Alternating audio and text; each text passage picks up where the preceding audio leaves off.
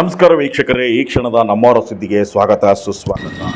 ವಿಜಯನಗರ ಜಿಲ್ಲೆ ಹೊಸಪೇಟೆಯ ಸಿದ್ಧಿಪ್ರಿಯ ಕಲ್ಯಾಣ ಮಂಟಪದಲ್ಲಿ ವಿಜಯನಗರ ಜಿಲ್ಲೆಯ ಪೌರ ಕಾರ್ಮಿಕರಿಂದ ಪೌರ ಕಾರ್ಮಿಕರ ದಿನಾಚರಣೆಯನ್ನು ಅದ್ದೂರಿಯಾಗಿ ಆಚರಿಸಲಾಯಿತು.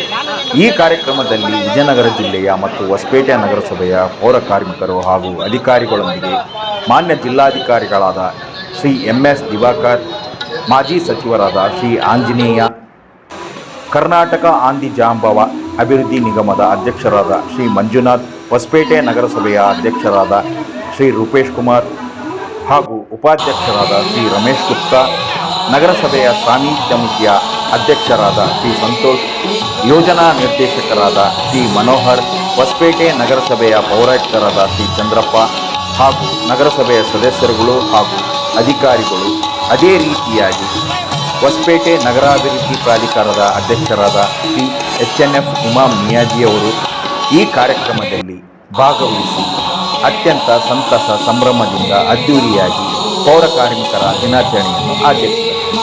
ಈ ಕಾರ್ಯಕ್ರಮಕ್ಕೆ ಜಿಲ್ಲಾ ಉಸ್ತುವಾರಿ ಸಚಿವರಾದ ಶ್ರೀ ಜಮೀರ್ ಅಹಮದ್ ಖಾನ್, ಬಳ್ಳಾರಿ ಮತ್ತು ವಿಜಯನಗರ ಜಿಲ್ಲೆಗಳ ಸಂಸದರಾದ ಶ್ರೀ ತುಕಾರಾಂ, ಸ್ಥಳೀಯ ಶಾಸಕರಾದ ಶ್ರೀ HR ಗವಿಯಪ್ಪನವರ ಗೈರು ಹಾಜರಿ ಎದ್ದು ಕಾಣುತ್ತಿತ್ತು. ಬಹಳ ಸಮಯದ ನಂತರ, ಅಂದರೆ ಸುಮಾರು 12:30ಕ್ಕೆ ಕಾರ್ಯಕ್ರಮಕ್ಕೆ ಚಾಲನೆ ನೀಡಲಾಯಿತು. ಅನೇಕ ಹಿರಿಯ ಪೌರ ಕಾರ್ಮಿಕರಿಗೆ ಲೇಟ್ ಆಗಿದ್ದರಿಂದ ಸ್ವಲ್ಪ ಕಿರಿಕಿರಿಯೂ ಉಂಟಾಯಿತು. ಕಾದು ಸುಸ್ತಾದ ಮಾಜಿ ಸಚಿವರಾದ ಶ್ರೀ ಆಂಜನೇಯ ಅವರು ಕೋಪಗೊಂಡು ನಗರಸಭೆಯ ಕಲಬುರಗಿ ವಿಭಾಗದ ಪೌರ ಕಾರ್ಮಿಕರ ಸಂಘದ ಜಿ ನೀಲಕಂಠಸ್ವಾಮಿಯವರ ಆ ಮನವಿಯನ್ನು ಮತ್ತು ಹೊಸಪೇಟೆ ನಗರಾಭಿವೃದ್ಧಿ ಪ್ರಾಧಿಕಾರದ ಅಧ್ಯಕ್ಷರಾದ ಶ್ರೀ HNF ಇಮಾಮ್ ನಿಯಾಜಿಯವರ ಸಮಾಧಾನದಿಂದ ಅಲ್ಲಿಯೇ ಕುಳಿತರು. ನಂತರ ಮಾನ್ಯ ಜಿಲ್ಲಾಧಿಕಾರಿಗಳಾದ ಶ್ರೀ MS ದಿವಾಕರ್ ಅವರು ಈ ಕಾರ್ಯಕ್ರಮಕ್ಕೆ ಆಗಮಿಸಿದ ನಂತರ ತರಾತುರಿಯಲ್ಲಿ ದೀಪವನ್ನು ಬೆಳಗಿಸಿ ಮುಖ್ಯ ಅತಿಥಿಗಳೊಂದಿಗೆ ಪೌರ ಕಾರ್ಮಿಕರಿಗೆ ಸನ್ಮಾನಿಸಿದರು. ನಂತರ ಅಧಿಕಾರಿಗಳು ಪೌರ ಕಾರ್ಮಿಕರು ಜೀವನ ಶೈಲಿಯನ್ನು ಹೇಗೆ ನಡೆಸಬೇಕು, ಯಾವ ರೀತಿಯಾಗಿ ಮಕ್ಕಳಿಗೆ ಉನ್ನತ ಶಿಕ್ಷಣ ನೀಡಬೇಕು, ಉನ್ನತ ಹುದ್ದೆಗಳಿಗೆ ನೀವು ಹೋಗುವಂತೆ ಪ್ರೋತ್ಸಾಹಿಸಬೇಕು ಎಂಬುದನ್ನು ತಿಳಿಸಿದರು. ಈ ಕಾರ್ಯಕ್ರಮದಲ್ಲಿ ನಗರಸಭೆಯ ಸದಸ್ಯರುಗಳು ದೀಪ ಬೆಳಗಿಸಿದ ನಂತರ ಹೋದರು. ಕಾರಣವೇನೆಂದು ತಿಳಿಯಲಿಲ್ಲ. ಈ ಎಲ್ಲ ಕಾರ್ಯಕ್ರಮದ ಸಂಪೂರ್ಣ ವರದಿ ಈಗ ನಮ್ಮ ನಮ್ಮವರ ಸುದ್ದಿಯಲ್ಲಿ ನೋಡೋಣ ಬನ್ನಿ.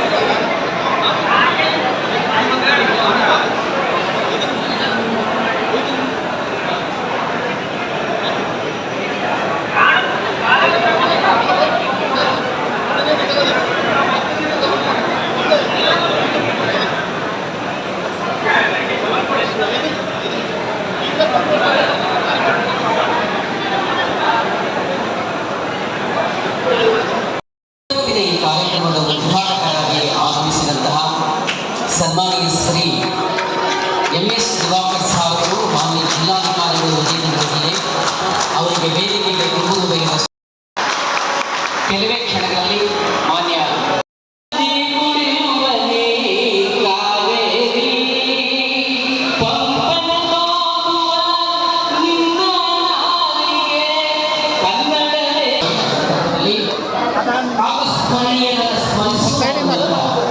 ಜ್ಯೋತಿಯನ್ನು ಬೆಳಗಿಸುವುದರ ಮೂಲಕ ಜಿಲ್ಲಾ ಮಟ್ಟದ ಪೌರ ಕಾರ್ಮಿಕರ ದಿನಾಚರಣೆಯ ಸಂಭ್ರಮ ನಿಮ್ಮೆಲ್ಲರ ದೈವತ್ವದ ಮನಸ್ಸುಗಳ ದಿವ್ಯ ಸಾನ್ನಿಧ್ಯದಲ್ಲಿ ನಮಗೆ ಪ್ರೀತಿಯ ಸ್ವಾಗತವನ್ನು ಕೋರ್ತಾ, ಮಾನ್ಯ ಜಿಲ್ಲಾಧಿಕಾರಿಗಳು, ವೇದಿಕೆಗೆ ನಿಮಗೆಲ್ಲ ಗಣ್ಯಮಾನ್ಯರು, ಜಿಲ್ಲಾ ಮಟ್ಟದ ಪೌರ ಕಾರ್ಮಿಕ ದಿನಾಚರಣೆಯ ಈ ವಿಶೇಷ ಸಂದರ್ಭದಲ್ಲಿ ಪೌರ ಕಾರ್ಮಿಕರನ್ನು ಗೌರವಿಸುವಂತಹ ವಿಶೇಷ ಕಾರ್ಯಕ್ರಮ ನಡೀತಾ ಇದೆ.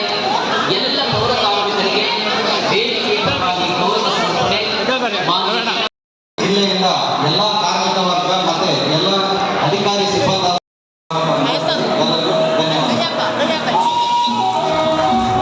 ಅಭಿನಂದನೆಗಳು.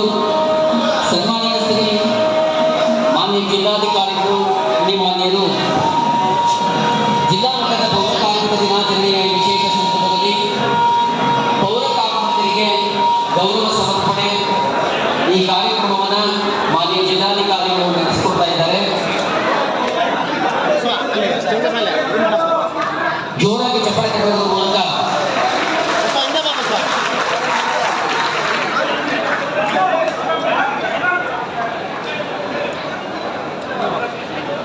ಜಿಲ್ಲಾ ಮಟ್ಟದ ಪೌರ ಕಾರ್ಮಿಕ ದಿನಾಚರಣೆಯ ವಿಶೇಷ ಸಂದರ್ಭದಲ್ಲಿ ಮಾನ್ಯ ಜಿಲ್ಲಾಧಿಕಾರಿಗಳು ಮಾನ್ಯ ಪೌರ ಕಾರ್ಮಿಕರಿಗೆ ಗೌರವ ಸಮರ್ಪಣೆಯನ್ನು ಮಾಡ್ತಾ ಇದ್ದಾರೆ.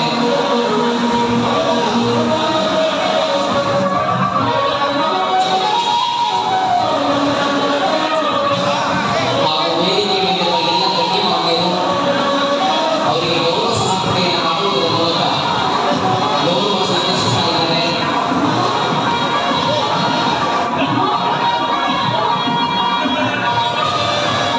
ಸಾಧಕರಾಗಿ ಇವತ್ತಿನ ಈ ಸಂದರ್ಭದಲ್ಲಿ ನಮ್ಮ ಪೌರ ಕಾರ್ಮಿಕರಿಗೆ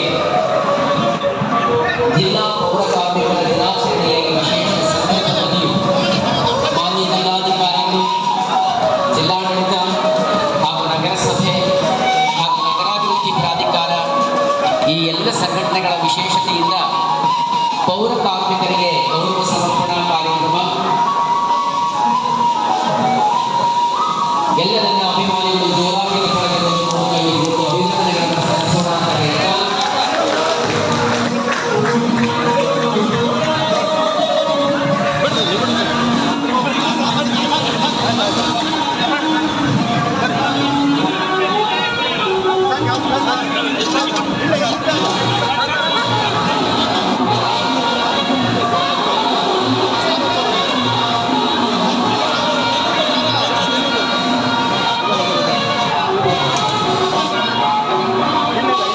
ಅಭಿನಂದನೆಗಳು. ಸನ್ಮಾನವನ್ನು ಸ್ವೀಕರಿಸಿದ ಪೌರ ಕಾರ್ಮಿಕರು ದಯವಿಟ್ಟು ವೇದಿಕೆ ಪ್ರಭಾವದಿಂದ ನಿರ್ದೇಶಿಸುತ್ತೀನಿ. ದಯವಿಟ್ಟು ಸನ್ಮಾನವನ್ನು ಸ್ವೀಕರಿಸಿದ ಎಲ್ಲ ಪೌರ ಕಾರ್ಮಿಕರು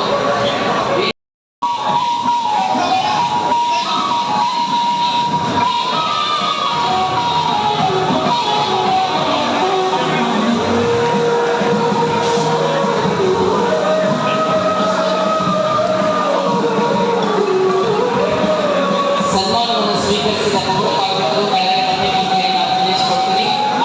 ದಯವಿಟ್ಟು ಮಾನ್ಯ ಅತಿಥಿಗಳಿಂದ ಜಿಲ್ಲಾಧಿಕಾರಿಗಳಿಂದ ಗೌರವ ಸಮರ್ಪಣಾ ಕಾರ್ಯಕ್ರಮ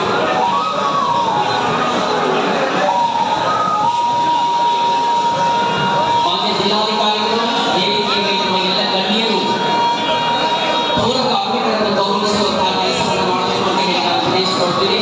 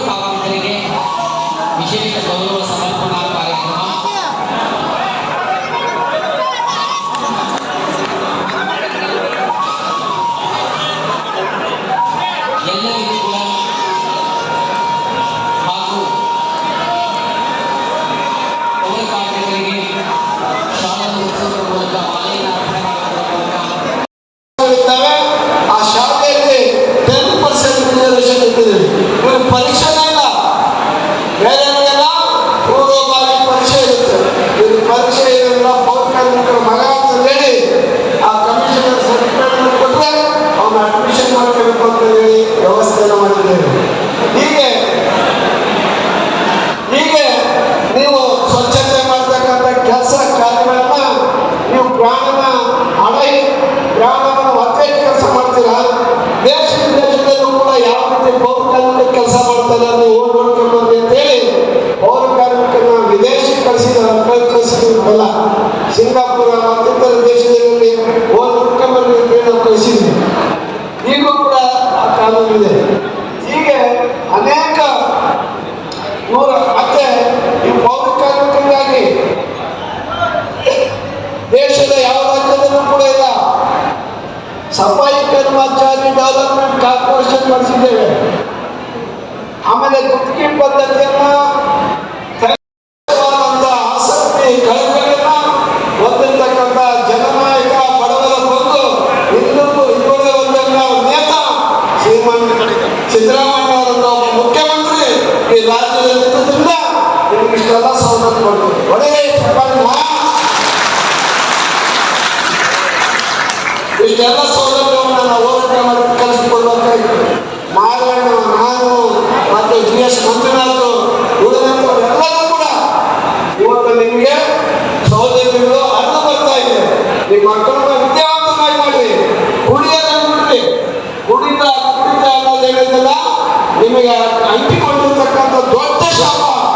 ಈ ಶಾಪದಿಂದ ನಿಮ್ಮನ್ನು ವಿಮೋಚನೆ ಮಾಡಬೇಕು, ಉದ್ಧಾರ ಆಗಬೇಕು, ಬೇರೆ ಆಗಬೇಕು. ನನ್ನ ಮಗನೂ ಕೂಡ ಓದಿ ಜಿಲ್ಲಾಧಿಕಾರಿಗಳಿಗೆಲ್ಲ ದಿವಾಕರಂತಹ ಮಗನನ್ನ ಮಾಡ್ತೇನೆ ಅಂತಕ್ಕಂಥ ಸಂಕಲ್ಪವನ್ನು ಮಾಡಬೇಕು. ನಿಮ್ಗೆ ಏನ್ ಬೇಕು ಹೇಳಿ, ಎಲ್ಲ ಸೌಕರ್ಯಗಳನ್ನು ಕೊಡ್ತಾ ಇದ್ದೀವಿ. ಓದಿಸ್ತೀರ ಅಂದ್ರೆ ಮಕ್ಕಳಿಗೆ ಕಾಲರ್ಶಿಪ್ ಕೊಡ್ತಾ ಇದ್ದೀವಿ, ಹಾಸ್ಟೆಲ್ ಕೊಡ್ತೀವಿ, ಬುಕ್ ಫ್ರೀ, ಲ್ಯಾಪ್ಟಾಪ್ ಕೊಡ್ತೀವಿ, ಎಲ್ಲ ಸೌಲಭ್ಯಗಳನ್ನು ಕೂಡ ಕೊಡ್ತಾ ಇದ್ದೀವಿ. ಅದರಿಂದ ನೀವು ನಿಮ್ಮ ಮಕ್ಕಳನ್ನ ನೀವು ಮಾಡಿದ ವೃತ್ತಿಗೆ ಯೋಚಿಸಬೇಡಿ. ನನ್ನ ಮಗನ ಪೌರಕಾರ್ಮಿಕ ಮಾಡಬೇಕು, ನನ್ನ ಮಗನ ಕೂಡ ಕಸ ಹೋಗಬೇಕು ಅನ್ನೋದನ್ನ ಬಿಟ್ಟು ನಮ್ಮ ಮಗ ಈ ಒಂದು ಜಿಲ್ಲೆಯ SP ಮಾಡ್ತೀನಿ, ಸಬ್ ಇನ್ಸ್ಪೆಕ್ಟರ್ ಮಾಡ್ತೀನಿ, ಕಮಿಷನರ್ ಚಂದ್ರಪ್ಪನಂತೆ ನನ್ನ ಮಾಡ್ತೀನಿ ಅಂತಕ್ಕಂತಹ ಛಲ ಬರಬೇಕು. ಆ ಛಲ ಇಲ್ಲ ನಿಮಗೆ ಸ್ವಾಭಿಮಾನ ಇಲ್ಲ, ಆತ್ಮಗೌರವ ಇಲ್ಲ, ಬದುಕಬೇಕಂತಕ್ಕಂತಹ ಹಠ ಇರಬೇಕು. ಅವು ಕೂಡ ಈ ಸಮುದಾಯದಲ್ಲಿ ನಾವು ಕಾಣ್ತಾ ಇಲ್ಲ.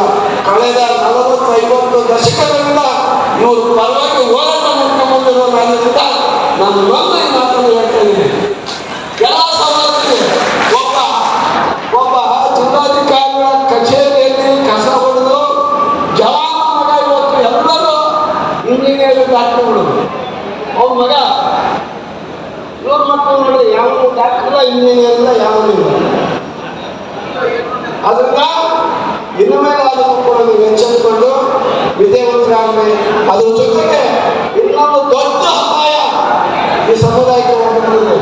ಅದೇನಂತ ಹೇಳಿದ್ರೆ, ಓದ್ತಾರೆ, ಎಲ್ಲ ಮಾಡ್ತಾರೆ, ಕೆಲಸ ಸಿಗಲ್ಲ, ಎಷ್ಟು ಪಾಸ್ನೆ ಕೊಡ್ತಾರೆ. ಈಗ ಅಂಕಗಳ ಆಧಾರದ ಮೇಲೆ ಸ್ಪರ್ಧೆ ನಡೀತಾ ಇದೆ. ಬೇರೆ ಇಲಾಖೆಗಳ ಜೊತೆಗೆ ನಾವು ಸ್ಪರ್ಧೆ ಮಾಡೋಕ್ಕಾಗಲ್ಲ. ಅದಕ್ಕಾಗಿಯೇ ಮಾದಿಗ ಸಮುದಾಯಕ್ಕೆ ಒಳ ಮೀಸಲಾತಿ ಬೇಕು ಅಂತ ಹೇಳಿ ನಾವು ಹೋರಾಟವನ್ನು ಮಾಡ್ತಾ ಇದ್ದೇವೆ.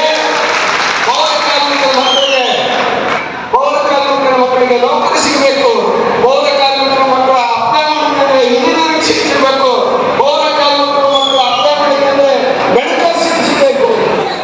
ಇವೆಲ್ಲವೂ ಕೂಡ ಈ ಸಮುದಾಯಕ್ಕೆ ಅಗತ್ಯವಾಗಿದೆ. ಇದನ್ನೆಲ್ಲ ಮುಂದಿನ ದಿನಗಳಲ್ಲಿ ನಾವು ಇನ್ನೂ ಹೆಚ್ಚು ಹೋರಾಟ ಮಾಡಬೇಕಾಗಿದೆ. ಈಗಾಗಲೇ ನಾವು ಮುಖ್ಯಮಂತ್ರಿ ಹೇಳಿದ್ದೇವೆ, ಸುಪ್ರೀಂ ಕೋರ್ಟ್ ಒಳ ಮೀಸಲಾತಿ ಮಾಡಬಹುದು ಅಂತಂದು ಹೇಳಿದೆ. ಆದರೆ ಇನ್ನೂ ಕೂಡ ಅವರು ಯಾವುದಾದ್ರು ಗೊಂದಲದಲ್ಲಿದ್ದಾರೆ. ನಾವು ಸುಮ್ಮನೆ ಇದ್ದೀವಿ. ಇದು ತಿಂಗಳು 2 ತಿಂಗಳು ಮಾಡ್ತೀವಿ, ನೋಡಾದ್ಮೇಲೆ ಉಗ್ರವಾದಂಥ ಹೋರಾಟ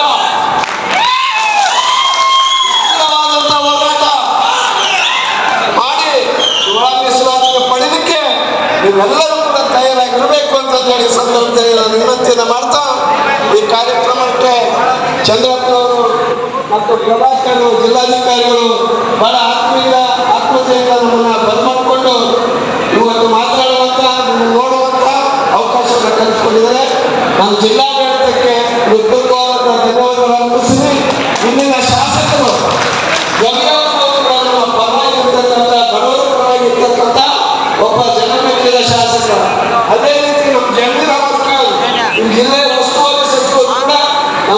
ಜಿಲ್ಲೆಯಲ್ಲಿ ಇರ್ತಕ್ಕಂಥವ್ರು ಅವರ ದೇಹವನ್ನು ತೆಗೆದುಕೊಳ್ಳುವ ಕಾರ್ಯಕ್ರಮವನ್ನು ಮಾಡಬೇಕು ಇನ್ಮೇಲೆ.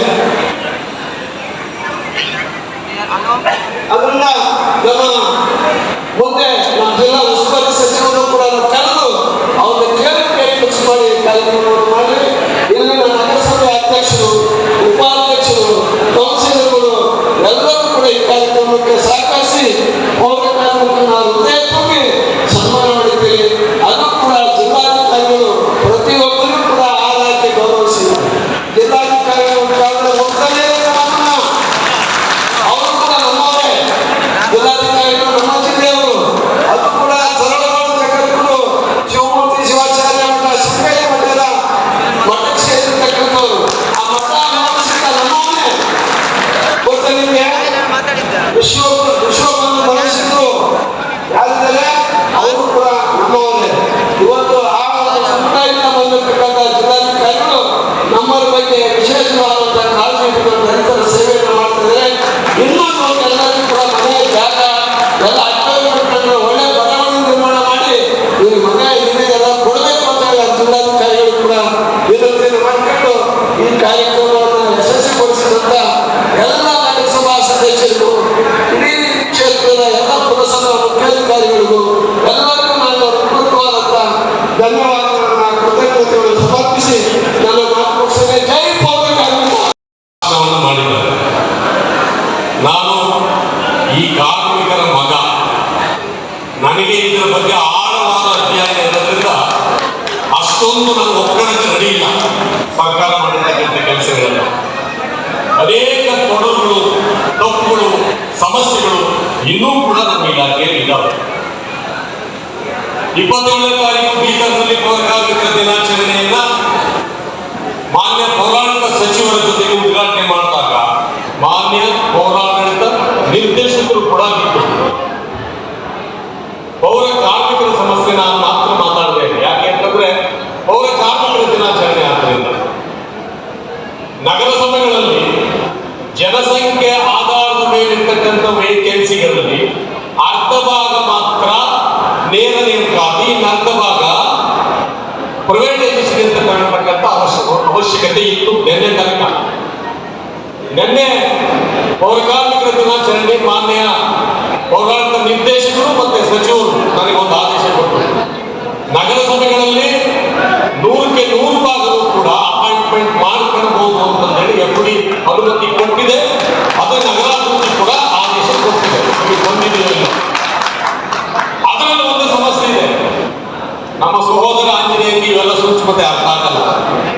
ಹೊಡೆದು ಹೋಗ್ಬಿಟ್ಟು ಪೌರ ಕಾರ್ಮಿಕರ ಅಪಾಯಿಂಟ್ಮೆಂಟ್ ಅಲ್ಲಿ ರೋಸ್ಟರ್ ಪದ್ಧತಿ ತಂದಿದ್ದಾರೆ. ರೋಸ್ಟರ್ ಅಂದ್ರೆ ಏನು? 100 ಪೋಸ್ಟ್ಗಳನ್ನ ಪೌರ ಕಾರ್ಮಿಕರನ್ನ ಅನೌನ್ಸ್ ಮಾಡಿದ್ರೆ ತಗೋಬೇಕು ಅಂತಂದ್ರಿ, ಅದಕ್ಕೆ ಇಷ್ಟು SC, ಇಷ್ಟು ST, ಇಷ್ಟು ಬ್ಯಾಕ್ವರ್ಡ್ ಕ್ಲಾಸ್, ಇಷ್ಟು ಮಹಿಳೆಯರು, ಇಷ್ಟು ಅಂಗವಿಕಲರು ಇರಲೇಬೇಕು ಅಂತ ಕಾನೂನನ್ನು ಮಾಡಿದ್ದಾರೆ. ಇದು ರೋಸ್ಟರ್ ಪದ್ಧತಿ. ಅಂದ್ರೆ ಯಾವುದೇ ಸರ್ಕಾರದ ಇಲಾಖೆಯಲ್ಲಿ ಯಾವುದೇ ಅಪಾಯಿಂಟ್ಮೆಂಟ್ ಮಾಡಬೇಕಾದ್ರೆ ಇಷ್ಟು ಪರ್ಸೆಂಟೇಜ್ ಫಾಲೋ ಮಾಡಲೇಬೇಕು. ಅದನ್ನ ಪೌರ ಕಾರ್ಮಿಕರು ಕೂಡ ಅಳವಡಿಸಿಕೊಂಡಿದ್ದಾರೆ. ಈ ಸಮಸ್ಯೆ ಏನು ಅಂತಂದ್ರೆ ಕಸ ಹೊಡಿತಕ್ಕಂಥ ಈ ಪೌರ ಕಾರ್ಮಿಕರ ಕೆಲಸಕ್ಕೆ ಯಾವ ST ಬರ್ತಾರೆ, ಯಾವ ಅಂಗವಿಕಲರು ಬರ್ತಾರೆ, ಯಾವ ಬ್ಯಾಕ್ವರ್ಡ್ ಕ್ಲಾಸ್ ಬರ್ತಾರೆ ಭಾರತದಲ್ಲಿ ಅಂತ ಪ್ರಶ್ನೆ ಎದ್ದಿದೆ. ಈ ರೋಸ್ಟರ್ನಲ್ಲಿರ್ತಕ್ಕಂತಹ ಪೋಸ್ಟ್ಗಳನ್ನ ಮಾನ್ಯ ಜಿಲ್ಲಾಧಿಕಾರಿಗಳು ಕರ್ನಾಟಕ ರಾಜ್ಯದಲ್ಲಿ ತುಂಬಲಿಕ್ಕೆ ಕಾನೂನಿನ ಅಡಚಣೆಯಾಗಿ ಸರಿಸುಮಾರು 20% ಪೋಸ್ಟ್ಗಳು ಹಂಗೆ ಉಳ್ಕೊಳ್ತಾ ಬರ್ತಾ ಇದ್ದಾವೆ. ಇದು ಟೆಕ್ನಿಕಲ್ ಪ್ರಾಬ್ಲಮ್.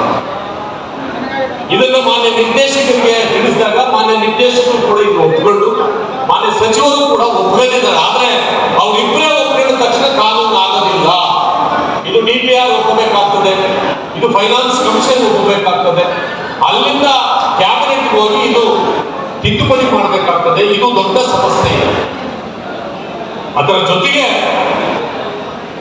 ಈ ಟೆಂಡರ್ ಕರೀತಕ್ಕಂಥ ಅನಿಷ್ಟ ಪದ್ಧತಿಯನ್ನು ತೆಗೆದುಹಾಕಲೇಬೇಕು. ಮಾನ್ಯ ಆಂಜನೇಯ ಇವತ್ತು ವೇದಿಕೆಯಲ್ಲಿ ಹೇಳಿದ್ರು, ಸಿದ್ದರಾಮಯ್ಯನವರು 18 ತನಕ ಮುಖ್ಯಮಂತ್ರಿ ಆದಾಗ ಟೆಂಡರ್ ಅನ್ನ ತೆಗಿಲೇಬೇಕು ಅಂತ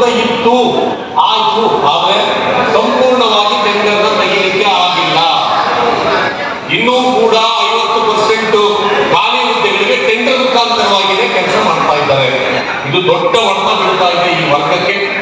ಈ ಎಲ್ಲ ಸಮಸ್ಯೆಗಳ ಮಧ್ಯೆ ನೌಕರರ ಸಮಸ್ಯೆ ಇದೆ, ಲೋನರ್ ಸಮಸ್ಯೆ ಇದೆ, ಲಾರಿ ಕ್ಲೀನರ್ ಸಮಸ್ಯೆ ಇದೆ, ಡ್ರೈವರ್ ಸಮಸ್ಯೆ ಇದೆ, ವಾಟರ್ ಸಪ್ಲೈ ಆಟೋ ಆಪರೇಟರ್ ಸಮಸ್ಯೆ ಇದೆ. ಇದನ್ನೆಲ್ಲ ಒಳಗೊಂಡಂತೆ ಪೌರ ಸೇವಾ ನೌಕರ ಸಂಘ ಕೆಲಸ ಮಾಡ್ತಾ ಇದೆ ಕರ್ನಾಟಕ ರಾಜ್ಯದಲ್ಲಿ. ನಾವೆಲ್ಲರೂ ಕೂಡಿ ನಗರಸಭೆಗೆ ಹೇಳಿದ್ರೆ ಮಾತ್ರ ಈ ನಗರಸಭೆಗೆ ಒಂದು ಕಾಯಕಲ್ಪ ಬರ್ತದೆ ಎಂಬತಕ್ಕಂತಹ ವಿಚಾರವನ್ನು ನನ್ನ ಪೌರ ಕಾರ್ಮಿಕರಿಗೆ ಮನದಟ್ಟು ಮಾಡ್ತಾ, ಅಸೋಸಿಯೇಷನ್ ಅಂತಕ್ಕಂಥದ್ದು ಮುನ್ಸಿಪಲ್ ಕಮಿಷನರ್ ಕಾರ್ಮಿಕರ ತನಕ ಒಂದೇ ಅಸೋಸಿಯೇಷನ್ ಇದೆ. ಇದನ್ನು ಒಂದೇ ಮಾಡ್ಕೊಂಡು ಹೋಗ್ಬೇಕು. ಎಲ್ಲರೂ ಸೇರಿ ಹೋರಾಟ ಮಾಡಿದ್ರೆ ಮಾತ್ರ ನಾವು ಸಕ್ಸಸ್ ಆಗ್ತೀವಿ. ಇಲ್ಲದೆ ಒಂದು ಸಕ್ಸಸ್ ಆಗಲ್ಲ ಅಂತಕ್ಕಂಥ ಸೂಕ್ಷ್ಮ ವಿಚಾರವನ್ನು ಗಮನಕ್ಕೆ ತರ್ತಾ ಇವತ್ತು ವಿಜಯನಗರದಲ್ಲಿ ಪೌರ ಕಾರ್ಮಿಕರ 13ನೇ ದಿನಾಚರಣೆ ಆಚರಣೆ ಆಗ್ತಾ ಇದೆ. ಮಾನ್ಯ ಸಚಿವರು ಬರಬೇಕಾಗಿತ್ತು, ಮಾನ್ಯ ಶಾಸಕರು ಬರಬೇಕಾಗಿತ್ತು. ಅವರು ಕಾರಣಾಂತರಗಳಿಂದ ಬಂದಿಲ್ಲ ಅನ್ನೋದನ್ನು ನಾವು ಕ್ಷಮಿಸಕ್ಕೆ ತಯಾರಿಲ್ಲ. ನಾನು ಫುಲ್ ಟೈಮ್ ರಾಜಕೀಯ ವ್ಯಕ್ತಿ ಆದರೂ ಕೂಡ ಕಾರ್ಮಿಕರ ಪ್ರತಿನಿಧಿ ಬರಬೇಕು.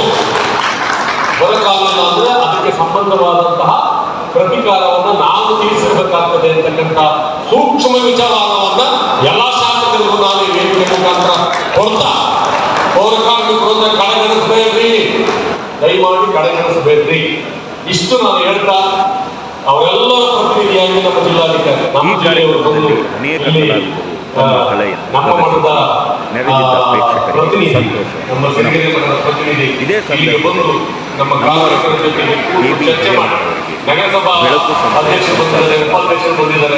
ಇವೆಲ್ಲ ಪ್ರತಿನಿಧಿಗಳು ಕಾರ್ಮಿಕರ ಈ ಸಮಸ್ಯೆಗಳನ್ನ ಅರ್ಥ ಮಾಡಿಕೊಂಡು ನೀವು ಪ್ರಯತ್ನ ಪಡಿ ಅಂತಕ್ಕಂಥ ಮಾತುಗಳನ್ನು ಗಮನಕ್ಕೆ ತಂದ ನನ್ನನ್ನು ಕೂಡ ಕರೆಸಿ ಮಾತಾಡೋಕ್ಕೆ ಅವಕಾಶ ಮಾಡಿಕೊಟ್ಟಂತ ವಿಜಯನಗರ ಜಿಲ್ಲೆಯ ಪೌರ ಸೇವಾ ನೌಕರರ ಸಂಘದ ವ್ಯವಸ್ಥೆ ಸರಿಯಾಗಿದೆಯಲ್ಲ ಅಂತ ನೋಡಲಿಕ್ಕೆ ಬಂದಿದ್ದೀನಿ ಅಂತ ನಾನು ಅನ್ಕೊಳ್ತೇನೆ. ನನಗೆ ಅಧಿಕಾರಿಗಳು ಮತ್ತು ಪ್ರಭಾಕರ್ ಅವರ ಪೌರ ಕಾರ್ಮಿಕರ ಒಂದು ನಾವು 13ನೇ ವರ್ಷದ ದಿನಾಚರಣೆ ಮಾಡಬೇಕು ಅಂತ ಬಂದಾಗ ನಾವು ಏನು ಪ್ಲ್ಯಾನ್ ಮಾಡಿದ್ವಿ, ನೀವು ಬರ್ಬೇಕು ಸರ್ ಅಂತ ಹೇಳಿದ್ರು. ನಾನು ಬರ್ತೀನಿ, ಏನು ಪ್ಲ್ಯಾನ್ ಮಾಡಿದ್ದೀರಪ್ಪ, ಯಾವ ರೀತಿ ಯೋಚನೆ ಮಾಡಿದ್ದೀವಿ ಸರ್? ಅವಾಗ ಈ ರೀತಿ ಕೇಳಿದ್ರು. ನಾನು ಹೇಳಿದೆ ಅವ್ರಿಗೆಲ್ಲ ಏನು ಡ್ರೆಸ್ ಏನು ಕೊಡಿಸ್ತೀರಪ್ಪ ಅವರಿಗೆ ಸರ್? ಕೆಲವು ಕಡೆ ಅದು ಕೊಡಿಸಿದರೆ, ಕೆಲವು ಕಡೆ ಇಲ್ಲ. ಎಲ್ಲರಿಗೂ ನೀವು ಪಂಚೆ ಮತ್ತು ವೈಟ್ ಶರ್ಟನ್ನು ಕೊಡಿಸ್ಬೇಕು, ಅವ್ರಿಗೊಂದು ಶಾಲ್ ಹಾಕಿ ಅವ್ರಿಗೆ ಎಲ್ಲ ಕರ್ಕೊಂಡ್ಬರ್ಬೇಕು. ಆಮೇಲೆ ಮಹಿಳೆಯರಿಗೆ ಏನು ಕೊಡಿಸ್ತೀವಿ, ಒಂದು ಸೀರೆ ಕೊಡಿಸ್ತೇವೆ ಅಂತ. ಎಂಥ ಸೀರೆ ಕೊಡಿಲ್ಲ, ಯಾವ ಒಂದು ಸೀರೆ ಕೊಡಿಸ್ತೇವೆ, ಇಲ್ಲ ರೇಷ್ಮೆ ಸೀರೆನೇ ಕೊಡಿಸ್ಬೇಕಲ್ಲಪ್ಪ ಅವ್ರಿಗೆ ಅಂತ. ಮತ್ತು ನಮ್ಮ ಒಂದು ಇಂಜಿನಿಯರ್ ಇದ್ರು, ರೇಷ್ಮೆ ಸೀರೆ ಕೊಡಿಸೋದ್ರೆ ಎಲ್ಲಿ ತೊಗೊಂಡ್ಬರ್ತೀರಿ ನೀವು? ಬೆಂಗಳೂರಿಗೆ ಬಂದು ಚಿಕ್ಕಪೇಟೆಯಲ್ಲೇ ತರಬೇಕು, ಅಲ್ಲಿಂದನೇ ತಂದು ಅವ್ರಿಗೊಂದು ರೇಷ್ಮೆ ಸೀರೆ ಕೊಡಬೇಕು. ನಮ್ಮ ಕಲಿಂದ ನಾವು ಮೆರವಣಿಗೆ ಬರ್ತೀವಿ, ಏನು ಬರ್ತದೆ ಅಂತ ಹೇಳಿ ಡೊಳ್ಳು ಅದೇನೋ ಓಡಿಸ್ತಾರೆ. ಏನೋ ಓಡಿಸ್ಬಾರ್ದು, ಭಾಳ ಸಿಂಪಲ್ ಆಗಿ ಬ್ಯಾಂಡ್ ಸೆಟ್ ತಗೊಂಡು ಗೌರವಯುತವಾಗಿ ಗೌರವಸ್ಥರ ರೀತಿಯಲ್ಲಿ ಕೊಡಬೇಕು. ನಾವು ಇವತ್ತು ಸರ್ ಸಿಗಲ್ಲ ಅವರು ಬ್ಯಾಂಡ್ ಸೆಟ್ನವರು ಅಂತ ಹೇಳಿ ಅವ್ರನ್ನ ಕರ್ಕೊಂಡ್ಬರ್ಬೇಕು. ಎಲ್ಲಿ ಮಾಡ್ತೀರಿ? ಸಿಟಿ ಪ್ರಿಯರಲ್ಲೇ ಮಾಡ್ತೀವಿ ಸರ್. ಊಟ ಏನು ಕೊಡ್ತಾರೆ? ವೆಜ್ ಇರುತ್ತೆ, ನಾನ್ ವೆಜ್ ಇರುತ್ತೆ. ಈ ರೀತಿ ಎಲ್ಲ ವ್ಯವಸ್ಥೆಯನ್ನು ನಾನು ಹೇಳಿದ್ದೆ ನೋಡ್ಲಿಕ್ಕೆ ಬಂದಿದ್ದೀನಿ ಅಷ್ಟೇ. ನಾನು ನಿಮ್ಮ ಮಾತಾಡ್ತಿದ್ದೆ. ಮತ್ತೆ ಈಗ ಸನ್ಮಾನ ಮಾಡ್ಬೇಕಾದ್ರೆ ಆಂಜನೇಯ ಸರ್ ಹೇಳ್ತಿದ್ರು, ಅರ್ಥ ಸರ್ ಅಲ್ಲೇ ಹಾಕಿಬಿಟ್ಟು ನಿಮಗೆ ಮತ್ತೆ ಹಾಕ್ಲಿಕ್ಕೆ ತೊಂದರೆ ಆಗುತ್ತೇನೋ, ಲೇಟ್ ಆಗುತ್ತೆ ಅಂತ ಹೇಳಿ ಅನೇಕ ಸಮಯಗಳಿಗೆ ಎಲ್ಲರಿಗೂ ಗೌರವ ಸನ್ಮಾನ ಮಾಡ್ತೀವಿ. ಇಲ್ಲಿ ಹೇಳಿದೆ ಪ್ರಭಾಕರ್ಗೆ ಎಷ್ಟು ಥರ ಆಗಬೇಕೋ ಅವರೆಲ್ಲರನ್ನೂ ಸ್ಟೇಜ್ ಮೇಲೆ ಕರೆಸಿ ಅದು ಶಾಲಾ ಯಾಕಂದರೆ ಯಾವ ಸಾಮ್ರಾಜ್ಯ ಸುಖವಾಗಿರ್ಬೇಕು ಅಂದರೆ ಸೇವಕರು ಸುಖವಾಗಿರ್ಬೇಕಾಗುತ್ತೆ. ಆ ಸುಖನ ನಮ್ಮ ಕೈಲಿ ಕೊಡ್ಲಿಕ್ಕೆ ಆಗಲಿಕ್ಕಿಲ್ಲ. ಇಂಥ ವ್ಯವಸ್ಥೆ ಮಾನ್ಯ ಅಧ್ಯಕ್ಷರು ಹೇಳಿದರು, ಮಾಜಿ ಸಚಿವರು ಹೇಳಿದರು, ಎಷ್ಟು ಸಾಧ್ಯವಾಗುತ್ತೋ ಅಷ್ಟು ನಾವು ಸೇವಕರನ್ನ ತೃಪ್ತಿಯಾಗಿಟ್ಕೊಂಡು ಸಂತೋಷ ವಿನಯದಿಂದ ನಾವು ಮಾತಾಡಿಸಿದಾಗ ಆ ಸಾಮ್ರಾಜ್ಯ ಸುಭಿಕ್ಷವಾಗಿರುತ್ತೆ.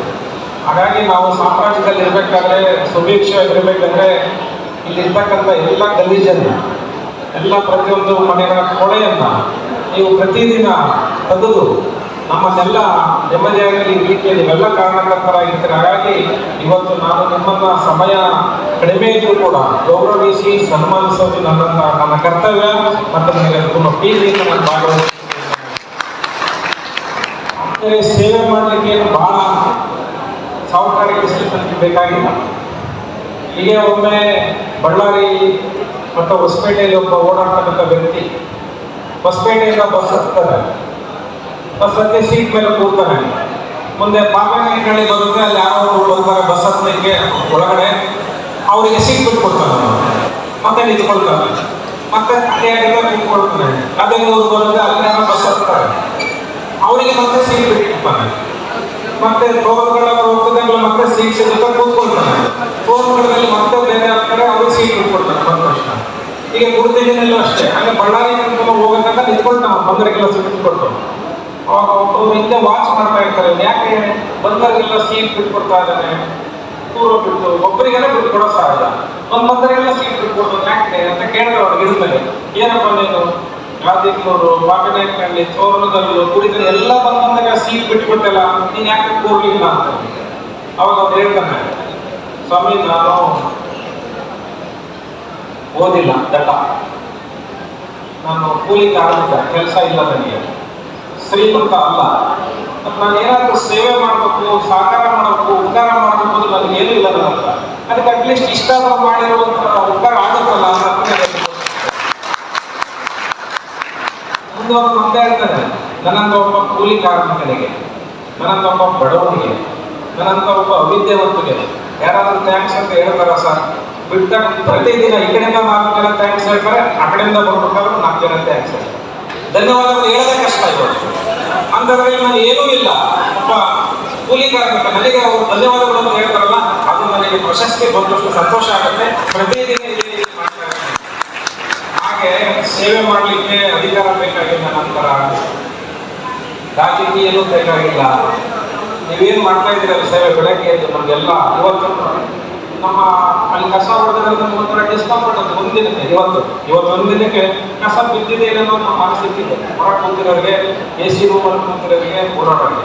ಬಟ್ ನೀವು ಒಂದಿನ ಮಾಡದೇ ಇದ್ರೆ ನಮಗೆ ಎಷ್ಟು ಡಿಸ್ಕಂಫರ್ಟ್ ಆಗುತ್ತೆ. ಅದನ್ನು ನೀವು ಪ್ರತಿ ನಿಮ್ಮ ಕೊನೆಯ 60 ವರ್ಷ ಆಗೋವರೆಗೂ ಇಡೀ ಎಲ್ಲ ವ್ಯವಸ್ಥೆಯ ತೊಡಕುಗಳನ್ನು ತೆಗೆದು ನಿಷ್ಕಲ್ಮಶವಾಗಿರ್ತೀವಿ. ನಿಮ್ಮ ತಲೆಯಲ್ಲಿ ಏನಿರಲ್ಲ. ಯಾವತ್ತಾದ್ರೂ ನಾವು ಸುಖ ಅಂದ್ರೆ ಏನು ತಿಳ್ಕೊಂಡಿದ್ದೀವಿ? ಸುಖ ಅಂದ್ರೆ ಏನು? ಸುಖ ಅಂದ್ರೆ ಏನು? ಫೋನ್ ಹಾಕೋಲ್ಲ, ಇನ್ನೋವಾ ಗಾಡಿಯಲ್ಲಿ ಅಡ್ಡಾಡಲ್ಲ, ದೊಡ್ಡ ಬಂಗಲದಲ್ಲಿರೋಲ್ಲ, ನೆಮ್ಮದಿಯಾಗಿ ನಿದ್ದೆ ಮಾಡೋದು ಸುಖ ಅಂದ್ರೆ. ನೀವೆಲ್ಲ 99% ಮಲಗಿದ ತಕ್ಷಣ ನಿದ್ದೆ ಬರುತ್ತೆ, ಹೌದಿಲ್ಲ? ನೀವು ಮಲಗಿದ ತಕ್ಷಣ ನಿದ್ದೆ ಬರುತ್ತೆ, ಬರುತ್ತಾ? ಮತ್ತು ಹಿಂಗಾದ್ಮೇಲೆ ನಿದ್ದೆ ಬರೋಲ್ಲ. ಮಲಗಿದ ತಕ್ಷಣ, ಯಾಕಂದ್ರೆ ನಿಮಗೆ ನಿಷ್ಕಲ್ಮಶವಾಗಿರ್ತೀವಿ, ನಿಮಗೆ ಯಾವುದೂ ವ್ಯಾಮೋಹ ಇಲ್ಲ. ನಿಮಗೆ ಒಂದ್ಸಲ ವ್ಯಾಮೋಹ ಬಂದ್ರೆ ನೀವು ನಿದ್ದೆ ಬರಲ್ಲ. ಅದಕ್ಕೊಂದು ಉದಾಹರಣೆ ಹೇಳ್ಬಿಡ್ತೀನಿ, ನಾನು ತೋರಿಸ್ತೀನಿ. ಹೇಗೆ ಅಂದ್ರೆ ಒಬ್ಬರಿಗೆ ಭಾಳ ಪರವಾಗಿರ್ತಾನೆ, ಅವ್ನು ಬಾಡಿಗೆ ಕೆಲಸ ಮಾಡ್ತಾ ಇರ್ತಾನೆ. ದಾರೆ ಹೋಗ್ಬೇಕಾದ್ರೆ ಅವನಿಗೆ ಒಂದು 10,000 ದುಡ್ಡು ಸಿಕ್ಬಿಡುತ್ತೆ. ಅವ್ನು ತುಂಬ ಸಂತೋಷವಾಗಿರ್ತಾನೆ, ಅವ್ನು ದುಡಿತಾನೆ, ಬರುತ್ತಾನೆ, ಅವ್ನು ಹೆಂಡತಿ ಮಾಡ್ತಾನೆ. ಆ 10,000 ದುಡ್ಡು ಸಿಕ್ಬಿಡುತ್ತೆ ಅವನಿಗೆ. ಸಿಕ್ಕ ತಕ್ಷಣ ಖುಷಿಯಾಗಿ ತಗೊಂಡೋಗಿ ಇಟ್ಬಿಡ್ತಾನೆ.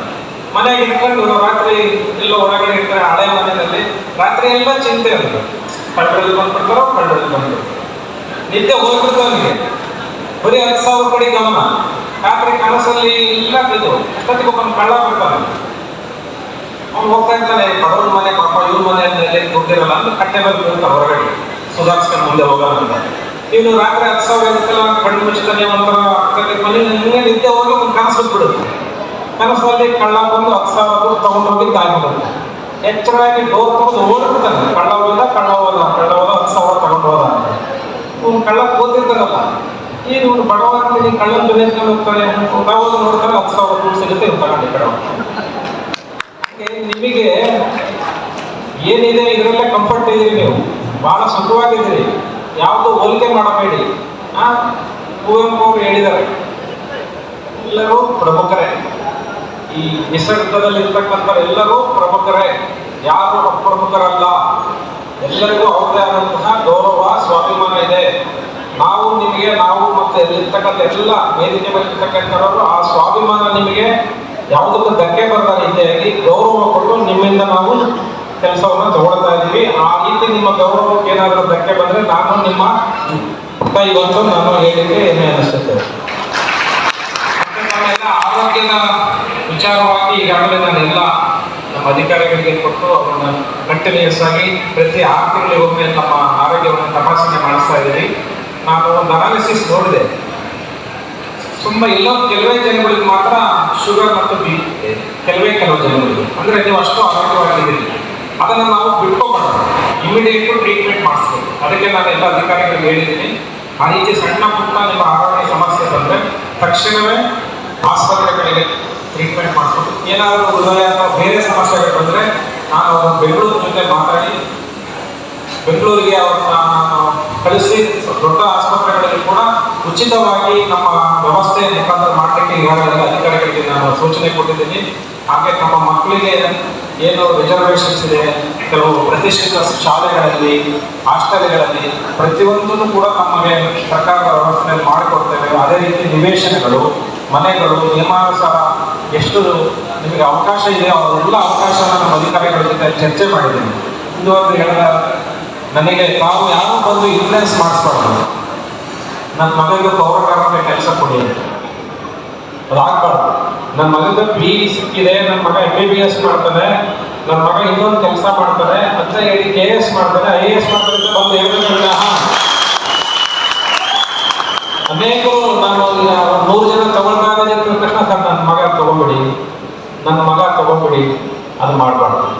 ನಿಮ್ಮ ಮಕ್ಕಳನ್ನು ಅತ್ಯುನ್ನತವಾಗಿ ಚೆನ್ನಾಗಿ ಶಿಕ್ಷಣ ಕೊಡಿಸ್ಬೇಕು. ಶಿಕ್ಷಣ ಒಂದೇ ಇವತ್ತು ನಮ್ಮ ಎಲ್ಲ ಪರಿಸ್ಥಿತಿಯನ್ನು ಬದಲಾಯಿಸಲು ಸಾಧ್ಯ.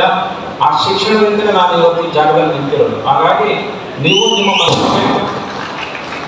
ನಿಮ್ಮ ಮಕ್ಕಳಿಗೆ ಉತ್ತಮ ಶಿಕ್ಷಣ, ಅತ್ಯುತ್ತಮ ಶಿಕ್ಷಣ ಕೊಡಿಸಿ ನೀವು ಸೇವೆ ಮಾಡ್ತಾ ಇರೋದು ಒಳ್ಳೆಯದಾಗಲಿ. ನಿಮಗೆಲ್ಲ ಕೂಡ ಯಾವುದೇ ಕಾರಣಕ್ಕೂ ನಿಮಗೆ ಏನೂ ತೊಂದರೆ ಆಗೋ ರೀತಿಯಾಗಿ ನಾನು ನಿಮ್ಮ ಜೊತೆ ಸದಾ ಸಿದ್ಧವಿರ್ತೇನೆ. ಮತ್ತು ನಿಮ್ಮ ಈ ರೀತಿಯ ಫಂಕ್ಷನ್ಗಳು ನಿಮ್ಗೆ ಗೊತ್ತಿರಬೇಕು. ಹಂಪಿ ಉತ್ಸವದಲ್ಲಿ ನಾನು ನಿಮ್ಮನ್ನು VIP ಆಗಿ ನಿಮ್ಗೆ ಪಾಸ್ ಕೊಟ್ಟಿದ್ದೇನೆ, ಗೊತ್ತಿದೆಯಾ? ಯಾಕೆ ನಾವು ನಿಮ್ಗೆ ಹಂಪಿ ಉತ್ಸವದಲ್ಲಿ VIP ಪಾಸ್ ಕೊಟ್ಟಿವಿ ಅಂದರೆ ನೀವು ಅವತ್ತಿನ ಸೇವೆಯನ್ನು ಸ್ಮರಿಸಲಿಕ್ಕೆ, ಬೇರೆ ಏನಿಲ್ಲ, ನೀವು ಅಷ್ಟೊಂದೇ ಸೇವೆ ಮಾಡಿದ್ದೀರಿ. ಹಾಗಾಗಿ ಬೆಳಗ್ಗೆ ಎಲ್ಲ ನೀವು ಸೇವಕರು, ಸಂಜೆ ನೀವು ನಮಗೆ ವಿಶೇಷ ಅತಿಥಿಗಳು, ಗೌರವ ಅತಿಥಿಗಳು ನೀವು. ಹಾಗಾಗಿ ನಿಮ್ಮ ಗೌರವವನ್ನು ಸೂಚಿಸುವ ಸಲುವಾಗಿ ಹಂಪಿ ಉತ್ಸವದಲ್ಲಿ ಪ್ರತಿ ವರ್ಷ ಇದೇ ರೀತಿ ಮುಂದುವರಿಯಲಿಕ್ಕೆ ನಾವು ಒಂದು ಪ್ರೊಸೀಡಿಂಗ್ ಕೂಡ ಮಾಡಿದ್ದೀವಿ. ಪ್ರತಿ ವರ್ಷ ಎಲ್ಲ ಪೌರ ಕಾರ್ಮಿಕರನ್ನ ವಿಲೇಜ್ಗಳನ್ನು ನಾವು ಪರಿಗಣಿಸಿ ಅವ್ರಿಗೆ VIP ಚೇರಲ್ಲಿ ಕೂರಿಸಿ ಅವರನ್ನು ಹಂಪಿ ಉತ್ಸವನ ನೋಡಬೇಕು ಅಂತ. ಅದೇ ರೀತಿ ಇವತ್ತು ಕೂಡ ನಿಮ್ಮನ್ನು ನಾವು VIP ರೀತಿಯಲ್ಲೇ ನೋಡ್ತಾ ಇದ್ದೀವಿ. ನನಗೆ ತುಂಬ ಸಂತೋಷ ಅನಿಸ್ತಾ ಅಂತ ಹೇಳ್ತಾ ತಮ್ಮೆಲ್ಲ ಹೃದಯಪೂರ್ವಕವಾಗಿ ಅಭಿನಂದನೆಗಳು ಮಂಜುನಾಥ್ ಸಾರ್ ಅವರಿಗೆ. ಹಾಗೆಯೇ ಜಿಲ್ಲಾಧಿಕಾರಿಗಳಿಗೆ, ನಮ್ಮ ನಗರಸಭೆ ಅಧ್ಯಕ್ಷರು ಹಾಗೂ ನಗರಸಭೆಯ ಆಯುಕ್ತರು ಜಿಲ್ಲಾಧಿಕಾರಿಗಳನ್ನು ಗೌರವಿಸಬೇಕು ಅಂತ ಹೇಳಿ ನಾನು ವಿನಂತಿಸಿಕೊಳ್ತೀನಿ. ಜೋರಾಗಿ ಚಪ್ಪಾಳೆ ತಟ್ಟುವುದರ ಮೂಲಕ ಅವರನ್ನು ಅಭಿನಂದಿಸಲು ಗೌರವಿಸೋಣ ಅಂತ ಹೇಳ್ತಾ, ಇವತ್ತಿನ ಈ ಕಾರ್ಯಕ್ರಮದ ವಿಶೇಷವಾದ ಅತಿಥಿಗಳೊಂದಿಗೆ ಆಗಮಿಸಿ ಅಮೂಲ್ಯವಾದ ಮಾತುಗಳನ್ನು ಆಡಿದ ಈ ಮಹಾನೀಯರಿಗೆ ಅಭಿನಂದನೆಗಳನ್ನು HNF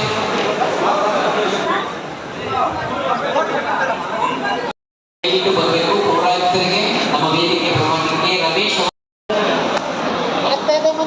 ರೂಪೇಶ್ ಕುಮಾರ್ ಅವರಿಗೆ ನಗರಸಭೆ ಹೊಸಪೇಟೆಯ ವಾಹನ ಚಾಲಕರು ಹಾಗೂ ಸಹಾಯಕರಿಂದ ಗೌರವ ಸಮರ್ಪಣೆ. ಉಪಾಧ್ಯಕ್ಷರಾದಂತಹ ರಮೇಶ್ ಗುಪ್ತಾ ಅವರಿಗೆ ಹಾಗೂ ಸಂಘಟಕರಿಂದ, ಸ್ಥಾಯಿ ಸಮಿತಿಯ ಅಧ್ಯಕ್ಷರು ಆರತಿ ಮೇಡಮ್ ಅವರಿಗೆ, ಆರತಿ ಮೇಡಮ್ ಅವರು ವೇದಿಕೆಗೆ ಬರಬೇಕು. ಆರತಿ ಮೇಡಮ್ ಅವರು ವೇದಿಕೆಗೆ ಬರಬೇಕು. ಪ್ರಭಾಕರ್ ಅವರು ವೇದಿಕೆಗೆ ಬರಬೇಕು. ಜಯಾನಂದ ಡಿ ಶ್ರೀನಿವಾಸ ಅವರು ಅವರನ್ನು ಗೌರವಿಸಬೇಕು. ಪ್ರಭಾಕರ್ ಸಾರ್ ಅವರು ವೇದಿಕೆಗೆ ಆಗಮಿಸಬೇಕು. ಹಾಗೆ ನೀಲಕಂಠಪ್ಪ ಅವರು ಕೂಡ ವೇದಿಕೆಗೆ ಆಗಮಿಸಬೇಕು.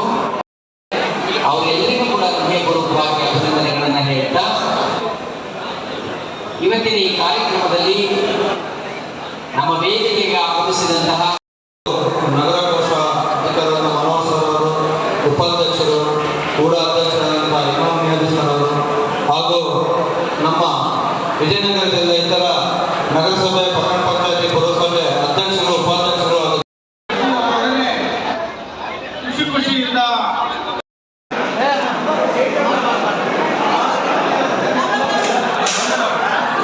ಈ ಪೌರ ಕಾರ್ಮಿಕರ ದಿನಾಚರಣೆಯ ಕೇಂದ್ರ ಆಕರ್ಷಣೆಯ ಬಿಂದುವಾಗಿದ್ದ ಮಾನ್ಯ ಜಿಲ್ಲಾಧಿಕಾರಿಗಳು ಮಿಂಚಿನಂತೆ ಬಂದು ಮಿಂಚಿನಂತೆ ತಮ್ಮ ಮಾತುಗಳನ್ನು ಹಾಡಿ ಹಾಗೂ ಮಿಂಚಿನಂತೆ ಊಟದ ಹಾಲ್ಗೆ ತೆರಳಿ ಅಲ್ಲಿದ್ದ ಪೌರ ಕಾರ್ಮಿಕರನ್ನು ಊಟ ಹೇಗಿದೆ, ವ್ಯವಸ್ಥೆ ಹೇಗಿದೆ ಎಂದು ವಿಚಾರಿಸಿ ತಮ್ಮ ಕಚೇರಿಗೆ ತೆರಳಿದರು. ಈ ಕಾರ್ಯಕ್ರಮವನ್ನು ಅತ್ಯಂತ ಅಚ್ಚುಕಟ್ಟಾಗಿ ನಗರಸಭೆಯವರು ಆಯೋಜಿಸಿದ್ದರು. ನಮ್ಮವರ ಸುದ್ದಿ, ಹೊಸಪೇಟೆ, ವಿಜಯನಗರ ಜಿಲ್ಲೆ.